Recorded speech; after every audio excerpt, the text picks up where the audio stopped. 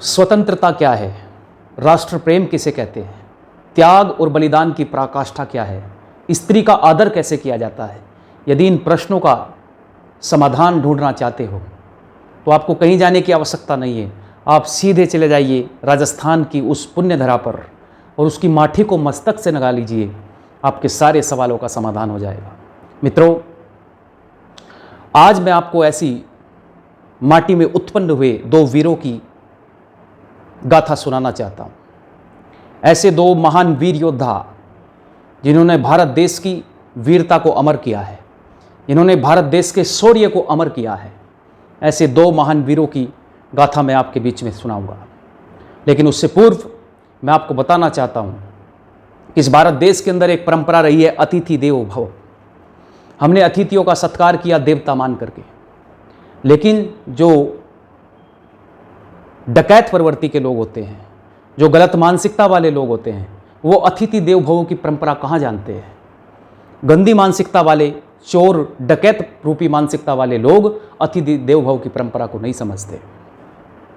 इस भारत देश के अंदर भी एक घटना ऐसी घटित हुई। इस भारत देश में हमने अतिथि देव भव की परंपरा को मानते हुए एक ऐसे आताताई का स्वागत किया जिसको खिलजी कहते हैं। लेकिन राणा रतन सिंह कहाँ जानते थे कि जिसको आज वो दूध पिला रहे हैं वो कोई महादेव का नाग नहीं है, बल्कि दो मुहा सांप है जो धोखा देना जानता है, जो विश्वासघात करना जानता है। और उसने वही किया। राणा रतन सिंह जब द्वार पर छोड़ने के लिए गए तो उसको बंदी बना लिया और बंदी बना करके दिल्ली ले गया। और दिल्ली से फिर फरमान आता है कि यदि महारानी पद्मिनी को मेरे सामने प्रस्तुत नहीं किया तो राणा रतन सिंह को किसी भी स्थिति में माफ़ नहीं किया जाएगा, राणा रतन सिंह का शीश काट करके भेजा जाएगा। और यहीं से शुरू होती है पंडित नरेंद्र मिश्र की कालजयी रचना, जिसका नाम है गोरा बादल। तो वो रचना मैं आपके बीच में प्रस्तुत कर रहा हूं। दोहराता हूं सुनो रक्त से लिखी हुई कुर्बानी, जिसके कारण मिट्टी भी चंदन है राजस्थानी। रावल रतन सिंह को छल से कैद किया खिलजी ने, कालजयी मित्रों से मिलकर दगा किया खिलजी ने। खिलजी का चित्तौड़ दुर्ग में एक सदेशा आया, जिसको सुनकर शौर्य पर फिर अंधियारा छाया। 10 दिन के भीतर न पद्मिनी का डोला यदि आया, यदि न रूप की रानी को तुमने दिल्ली पहुंचाया, तो फिर राणा रतन सिंह का शीश कटा पाओगे। शाही शर्त न मानी तो फिर पीछे पछताओगे। चित्तौड़ में सबके सामने एक ही प्रश्न था, राणा की रक्षा कैसे की जाए। और यह प्रश्न, इसका समाधान प्रत्येक राजपूती योद्धा के पास में था, बलिदान। किसके लिए बलिदान? राणा की आन बान शान के लिए बलिदान, राजपुताना की रक्षा के लिए बलिदान। लेकिन इससे भी गहरा एक प्रश्न और था कि इस धर्म युद्ध का नेतृत्व कौन करेगा।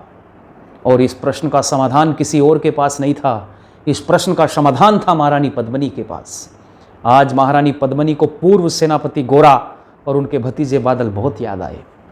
पूर्व मैंने इसलिए बोला क्योंकि राणा ने हजारों मेवाड़ियों की रक्षा के लिए एक समझौता खिलजी के साथ में किया था कि वो एक बार शीशे में महारानी पद्मिनी की शक्ल देख सकता है। लेकिन यह समझौता सेनापति गोरा को कतई स्वीकार नहीं था।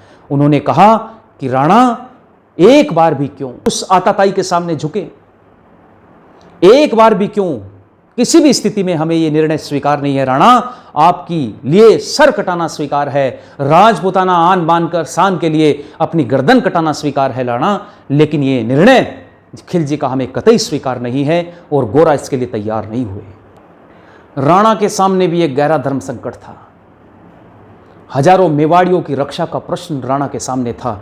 यदि एक छोटा सा समझौता करके हजारों मेवाड़ियों की रक्षा की जा सकती है तो वो समझौता ही राजधर्म है। लेकिन जो राणा के लिए राजधर्म था, वही गोरा के लिए राजपूती धर्म का तिरस्कार था। उन्होंने राणा का निर्णय कतई स्वीकार नहीं किया और राज्य छोड़ दिया। आज महारानी पद्मिनी को गोरा बादल बहुत याद आए। और महारानी जानती थी कि यह अप्रतिम योद्धा यूं ही किसी के कहने पर वापस आने वाले नहीं हैं। रानी को पता था कि ये अप्रतिम योद्धा ऐसे ही किसी के कहने पर वापस नहीं आएंगे, इसलिए वो अपने अंगरक्षिकाओं को साथ में लेकर के घोड़े पर सवार होती है और जंगलों की तरफ निकल पड़ती है। रुष्ट हुए बैठे थे सेनापति गोरा रणधीर, जिनसे रण में भय खाती थी खिलजी की शमशीर। अन्य अनेकों मेवाड़ी योद्धा रण छोड़ गए थे, रत्न सिंह की संधि नीति से नाता तोड़ गए थे। पर रानी ने प्रथम वीर गोरा को खोज निकाला, वन वन भटक रहा था मन में तिरस्कार की ज्वाला। आज तिरस्कृत होकर के बड़ा अपमानित सा महसूस कर रहे हैं गोरा। वन वन भटक रहा था मन में तिरस्कार की ज्वाला। गोरा से रानी ने खिलजी का पैगाम सुनाया, मगर वीरता का अपमानित ज्वार नहीं मिट पाया। बोला मैं तो बहुत तुच्छ हूं, राजनीति क्या जानूं, निर्वासित हूं, राजमुकुट की हट कैसे पहचानूं। रानी से गोरा कहते हैं, महारानी हम तो तुच्छ प्राणी हैं, हम राजनीति और कूटनीति क्या जाने, हमको तो कुछ नहीं आता। लेकिन महारानी पद्मिनी गोरा से एक बात कहती है।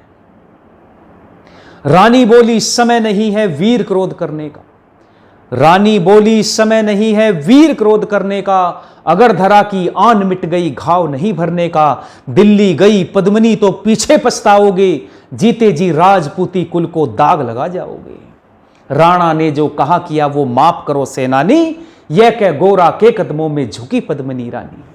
आहा, जो मस्तक अकबर से लेकर के किसी भी मुगलिया सल्तनत के आगे नहीं झुका, जो मस्तक आज तक किसी के आगे नहीं झुका है, वो आज गोरा के सामने झुक गया है। लेकिन यह मस्तक किसी व्यक्ति के सामने नहीं झुका था, यह मस्तक शौर्य के सामने झुका था, यह मस्तक त्याग के सामने झुका था, यह मस्तक बलिदान के सामने झुका था, यह मस्तक राजपुताना आन बान शान के लिए झुका था।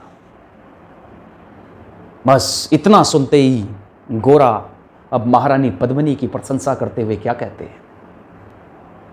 महारानी हो तुम सिसोदिया कुल की जगदम्बा हो, महारानी हो तुम सिसोदिया कुल की जगदम्बा हो, प्राण प्रतिष्ठा एक लिंग की ज्योति अग्निर्गंधा हो। जब तक गोरा के कंधे पर दुर्जय शीश रहेगा, महाकाल से भी राणा का मस्तक नहीं कटेगा। इतिहास में भीष्म पितामह के पश्चात ये दूसरी ऐसी प्रतिज्ञा है जो मृत्यु को भी मृत्यु देती है, मृत्यु को भी मात देती है। जब तक गोरा के कंधे पर दुर्जय शीश रहेगा, महाकाल से भी राणा का मस्तक नहीं कटेगा। तुम रहो महलों में निश्चिंत, देखो समर भवानी, और खिलजी देखेगा केसरिया तलवारों का पानी। राणा के कुशल आने तक गोरा नहीं मरेगा, एक पहर तक सर कटने पर भी धड़ युद्ध करेगा।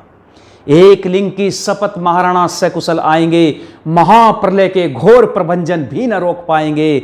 शब्द शब्द मेवाड़ी सेनापति का था तूफानी, शंकर के डमरू में जैसे जागी वीर भवानी।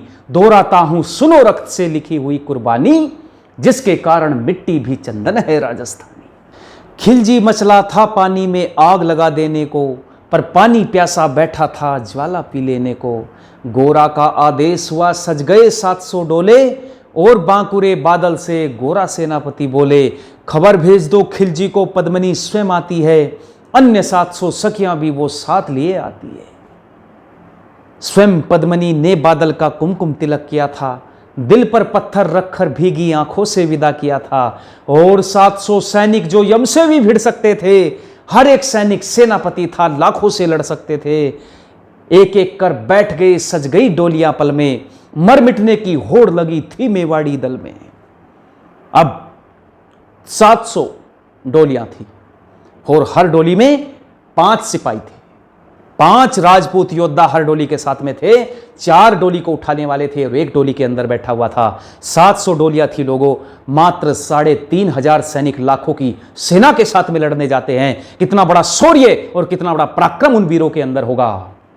हर डोली में एक वीर था 4 उठाने वाले, 5 ही शंकर के गण की तरह समरमत वाले।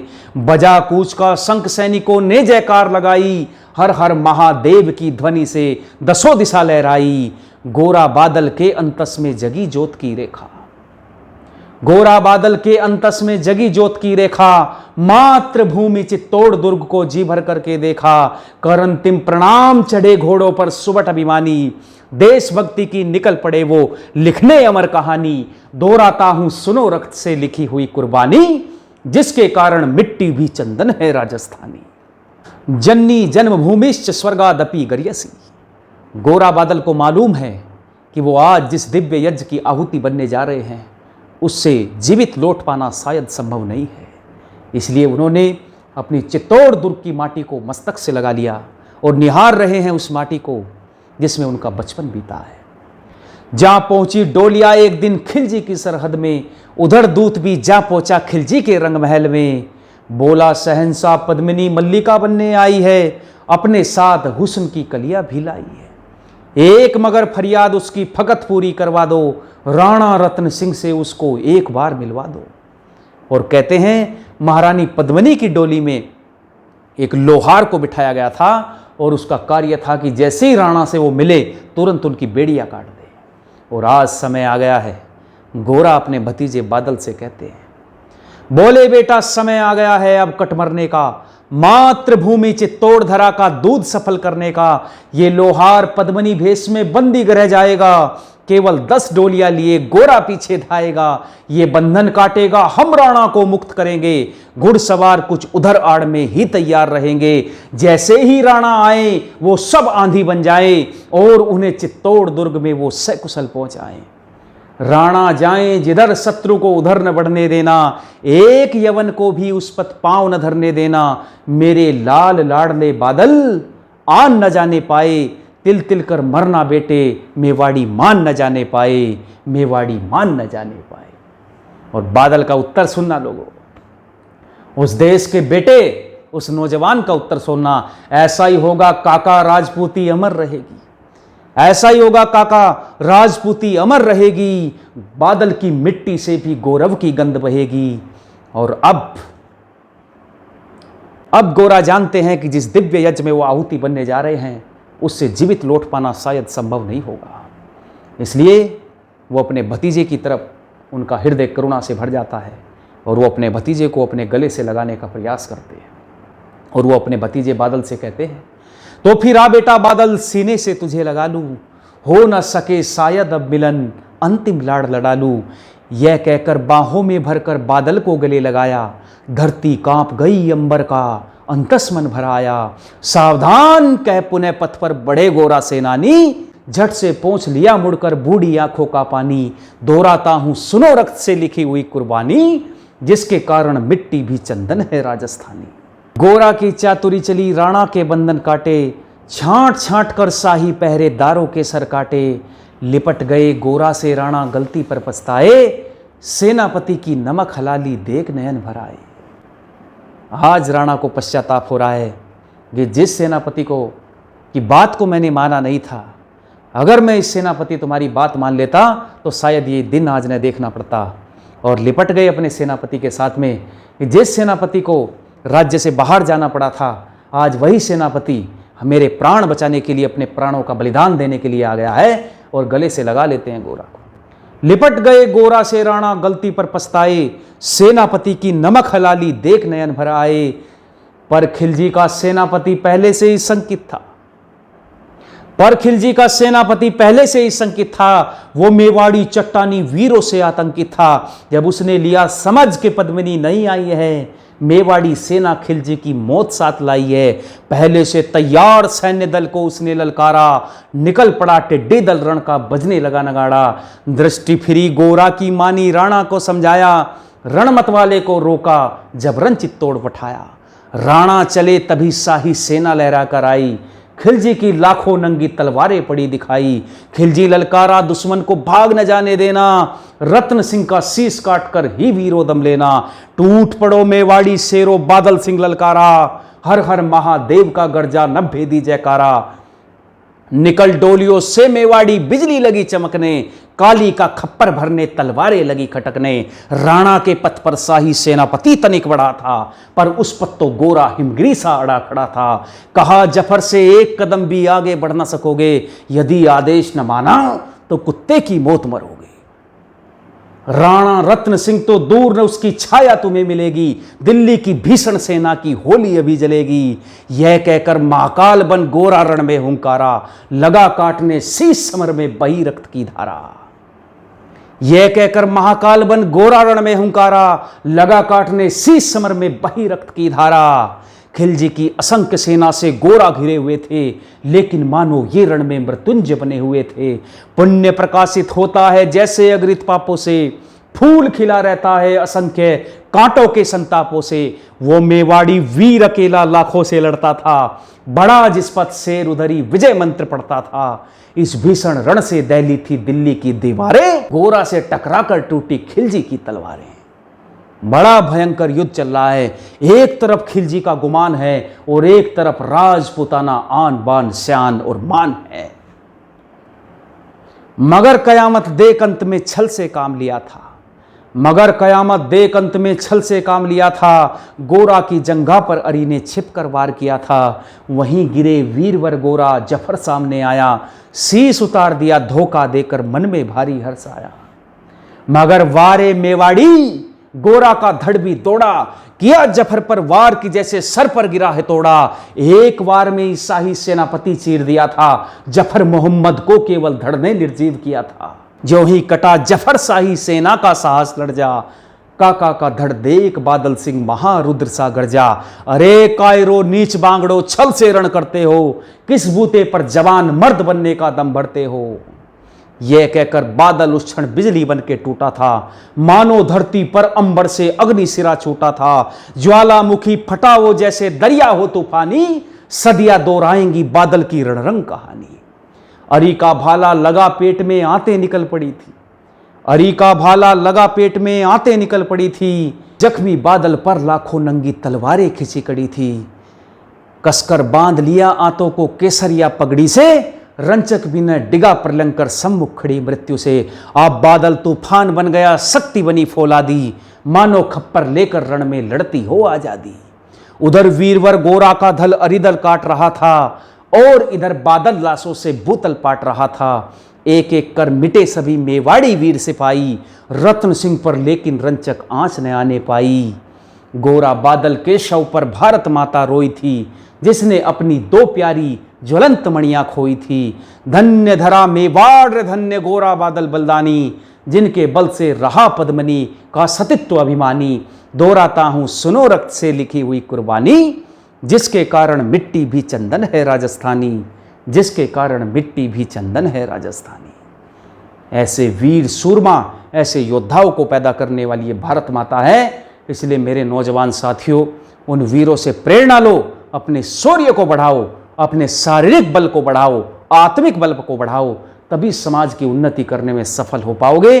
और इसके लिए मैं आपका आह्वान करता हूं, मैं कहता हूं कि देश का प्रत्येक नौजवान इस भारत माँ की रक्षा के लिए, इसके भारत माँ के सम्मान के लिए अपने प्राणों का बलिदान देने से भी पीछे न हटे। यही हमारी गौरव परंपरा रही है और यही हमारे महापुरुषों का आदर्श रहा है।